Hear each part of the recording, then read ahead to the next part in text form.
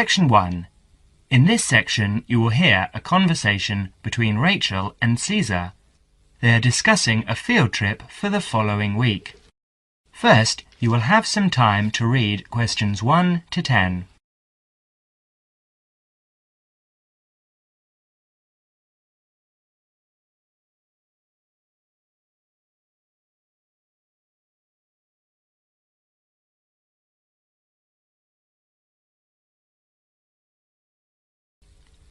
Now we shall begin. You should answer questions as you listen because you will not hear the recording a second time. Now listen carefully and answer questions 1 to 7. Hi, Caesar. How are you? Good, thanks, Rachel. I'm fine. I was going to ring you tonight, so it's a good thing I've run into you. I wanted to remind you about the field trip, the 2-day field trip next week. What field trip? The geography field trip to the Warragamba Dam and the water treatment plant. It's a compulsory part of the first year environmental science course. Didn't you know about it? No, I must have missed that piece of information. This is news to me. But give me the details, please. Sure. Well, we have to meet outside the library next Monday at 7 in the morning, or you can meet us at 7:45 at the bus station in time to catch the coach, which departs at 8 o'clock. Oh, all right. And how long does it take to get to this place? Well, once we're on the coach, it will take about 2 hours. No, actually more like 2.5 hours at that time of day. And it could take as long as 3 hours to come back the next day because of the evening traffic. And what's the purpose of the trip? Didn't you get the course outline? You don't seem to know anything about this course. Well, remember, I only started at the university a month ago. So I joined the course 2 weeks late, and I've been trying to catch up ever since. Oh, of course. Well, we spend the first day visiting the dam. I believe we actually go inside the wall of the dam, which is really quite interesting. To see the dam functioning, you know, how much they regulate the water supply each day, depending on how much water is needed downstream in Sydney. Oh, okay. And, so if this is a 2-day trip, where are we staying? Not camping by the dam, I hope? No, not camping. They do actually have some overnight cabins near the dam for visiting groups, but we're spending the night in a youth hostel in a town nearby. That's all been arranged by the university. And what about meals? Should we take our own food along? No, you won't need to do that. The hostel provides 2 meals, breakfast and an evening meal, and we can find a cheap place to buy lunch. Great. So, is this the only dam that supplies water for Sydney? There are a couple of others too, but this is the main one. Well, with a population of over 4.5 million people, I suppose we do use thousands of litres each day. Absolutely. In fact, according to my notes here, they pump the water through something like 20,000 kilometres of pipes and canals and store the water in 262 service reservoirs. And each day we use enough water to fill 600 Olympic swimming pools. Now you will have another chance to look at questions 8 to 10.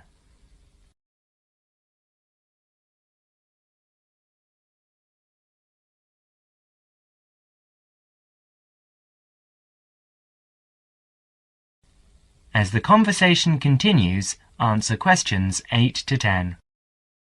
And what's happening on the second day? Well, we're coming back to town and going to the water treatment plant to see how they purify the water for drinking. Oh, that should actually be quite interesting. I'll bring my camera. Yes, that's a good idea, because we're supposed to include original photos for the final piece of work at the end of the course. And make sure you bring a notebook and pen or pencil. OK, I'll do that. You'll probably need some good walking shoes and spare clothes too, and I would recommend that you bring a waterproof coat of some sort, because the chances of it raining are pretty good next week. And a hat, perhaps. Sorry, no. I draw the line at a hat. Fair enough. And by the way, do you have a mobile phone? I do, actually. Well, bring that along, because that way we can keep in touch more easily. Provided that mobiles work up there, of course. That's a point. Do I need a map? No, I wouldn't bother. We won't need to do any map reading. OK then. See you on Monday, and thanks very much for letting me know. That is the end of section 1. You now have half a minute to check your answers.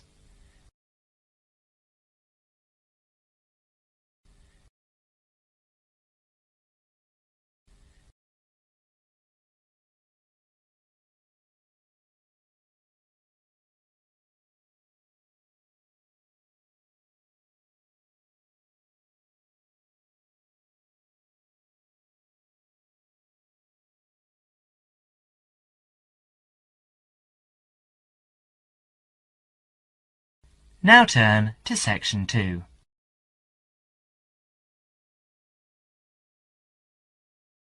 Section 2. You will hear an extract from a radio program called Consumer's Choice, which gives advice to consumers on how to make complaints. First, you will have some time to look at questions 11 to 20.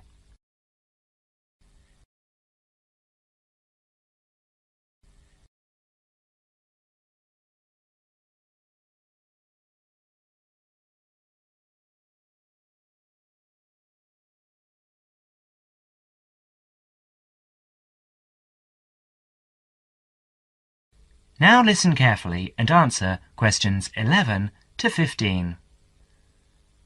Hello everyone! Welcome again to Consumer's Choice, which is the last in our present series. Isn't that right, Wendy? Yes, that's right. But we'll be back again after summer break with a new series. We'll tell you more about that later. But first, in today's programme, we start off with the missing photographs. We'll tell you a story of Miss Patty Ching, one of our listeners. We'll tell you how she has qualified for our Consumer of the Month award with her determination. Dennis? Thank you, Wendy. Well, Miss Patty Ching went on a holiday to Europe last month. This was her first ever trip abroad, and one for which she'd been saving for 10 years. Her tour took her around 12 countries in 21 days, and being a keen photographer, she took lots of photographs. 10 rolls of film, to be exact. About 360 photographs. When Patty got back home, she gave all her photos to top-class photo services for developing, and they vanished. She never saw them again. Of course, she was furious with the company and complained. They apologized and offered her compensation, 10 free rolls of film. This made her even more angry, and she rejected this completely inadequate offer and asked for $2,000. The company refused her request, so Patty wrote them a letter telling them to pay up in 10 days or she would take them to court. She received no reply. So she did take them to court. But 2 days before the case was due to be heard, she received a check for $2,000. Top Class had obviously made their minds up on how the judge would decide. Patty's case provides a lesson to all of us. If we want our rights as consumers, we've got to fight for them. So for her determination and spirit, we name Patty our Consumer of the Month. Now you will have another chance to look at questions 16 to 20.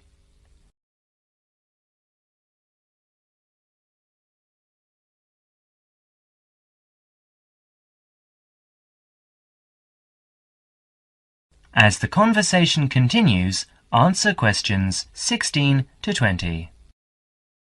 Thank you, Dennis.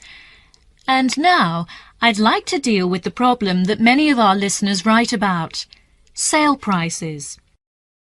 When we go to a sale and see a sign on something saying 50% off or $300 reduced to $100, how do we know the prices really have been reduced?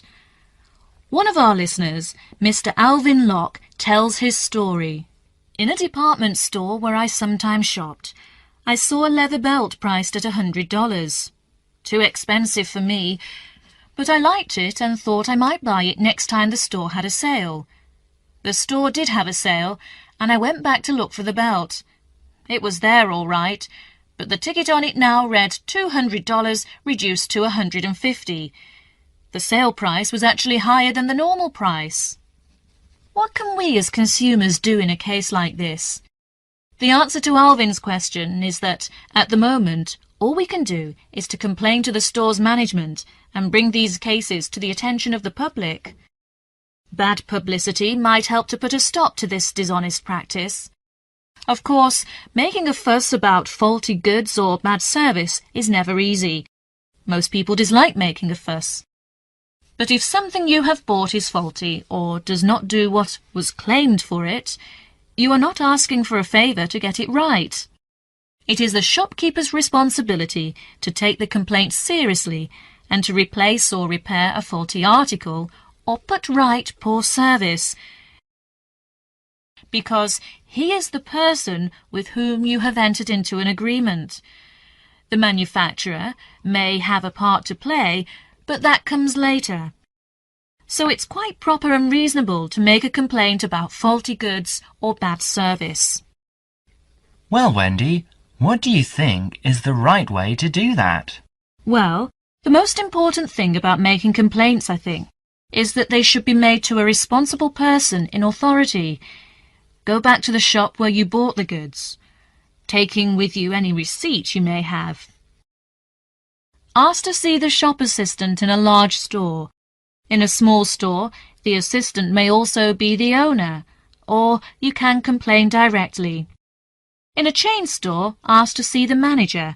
If you telephone, ask the name of the person who handles your inquiry. Otherwise, you may never find out who dealt with the complaint later. Even the bravest person finds it difficult to stand up in a group of people to complain. So, if you do not want to do it in person, write a letter. Stick to the facts and keep a copy of what you write. At this stage, you should give any receipt numbers, but you should not need to give receipts or other papers to prove you bought the article. If you are not satisfied with the answer you get, or if you do not get a reply, write to the managing director of the firm, shop or organisation. Be sure to keep copies of your own letters and any you receive. Well, thank you for your good advice. It's nice for every consumer to take an action when he or she gets bad goods or service. And of course, the consumer's choice will continue to press for the government to bring in laws similar to those in other countries to protect consumers by making it illegal to cheat them in this way. And now I'd like to tell you about our new consumer hotline, which came into operation last month. So far, we have received... That is the end of section 2. You now have half a minute to check your answers.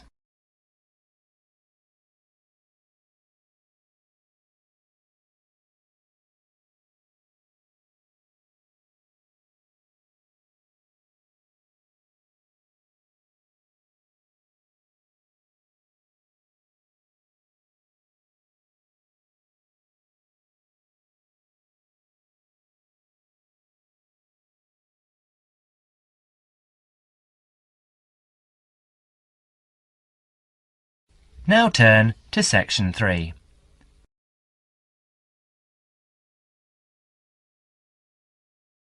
Section 3. You will hear Dr. Richardson discussing the requirements of a course and the writing of an essay with a student. First, you will have some time to look at questions 21 to 30.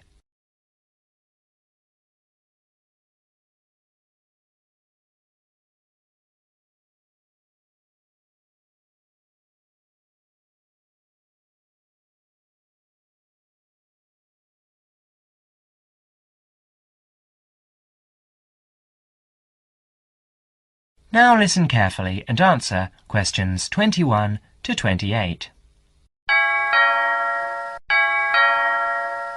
Enter, please. Good afternoon, Dr. Richardson. Good afternoon. You're David Simons, is that right? Yes, I've got an appointment to talk about the course requirements with you. Fine. Now, why don't you take a seat over there and I'll just get some details from you. First, can I have your home address and your student number? That's 15 Market Avenue, Hornsby, and my student number is C97H85. OK.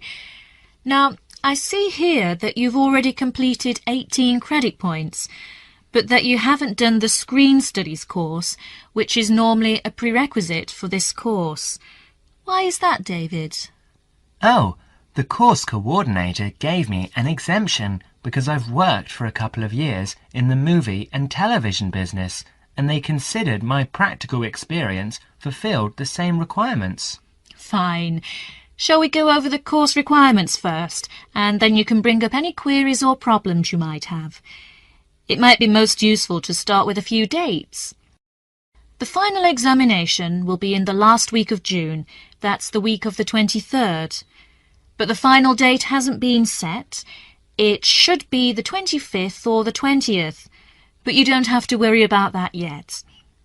Before that, as you can see in your study guide, there are 3 essay assignments and some set exercises. I'll deal with these first.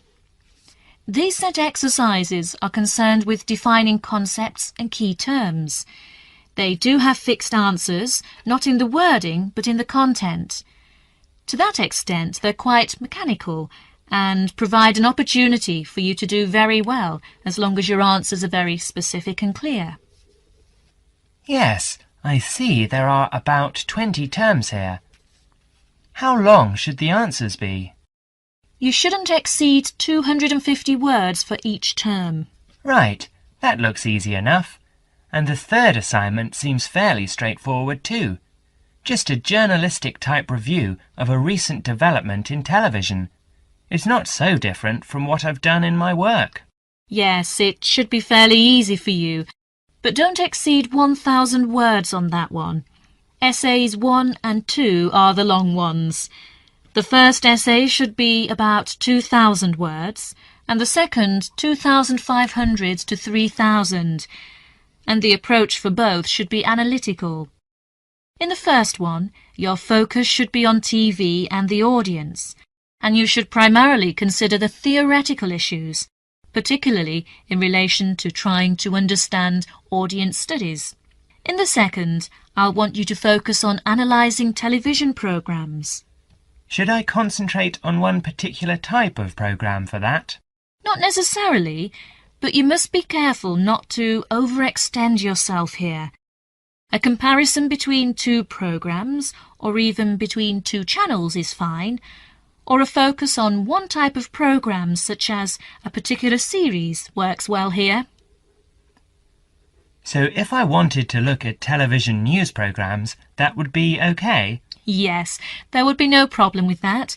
In fact, it's quite a popular choice, and most students handle it very well. Good, I'll probably do that, because it's the area I want to work in later. Later, during the course, Dr. Richardson gives David some advice and warnings about his essay. You now have another chance to look at questions 29 to 30.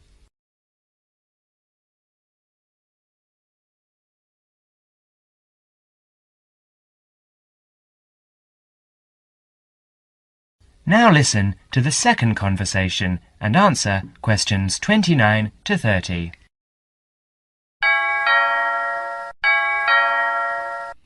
Come in and sit down, David. You wanted to talk to me about your second essay, is that right? Yes, Dr. Richardson. I just want your comments on what I'm planning to do. I'm doing the essay on the differences between TV news programmes at different hours of the day. How many time slots are you planning to consider? Well, I think I'd look at all of them. That'd be 5 slots. The breakfast news, the mid-morning news and the midday news. That's 3. Then there's the 6 o'clock news, then the 10 o'clock and midnight programmes. So that's 6, not 5.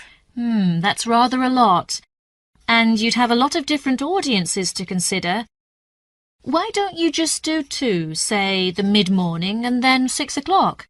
That should give you 2 fairly contrasting approaches with 2 main audience compositions. Oh, just 2 then?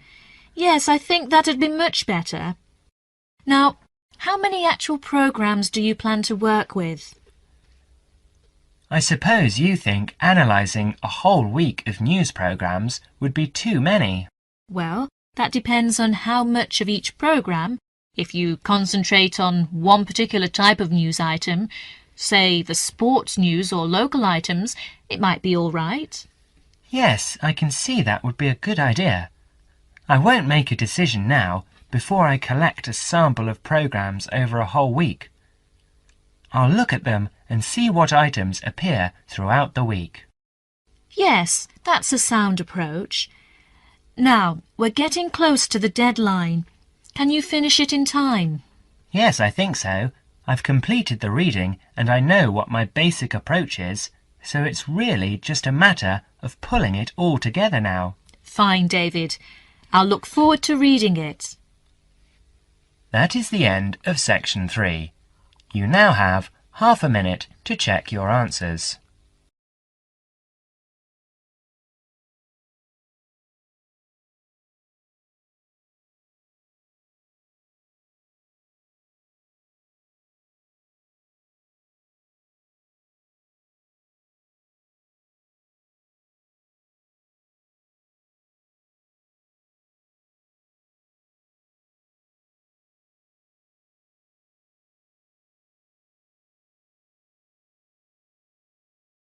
Now turn to section 4.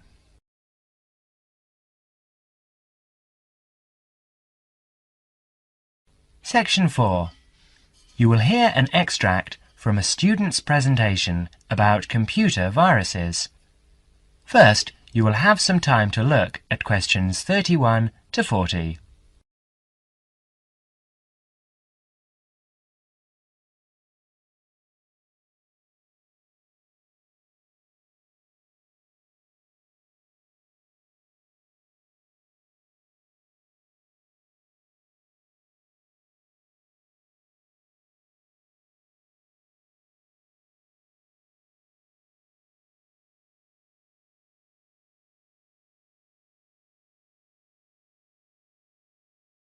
Now listen carefully and answer questions 31 to 40. Well, good afternoon.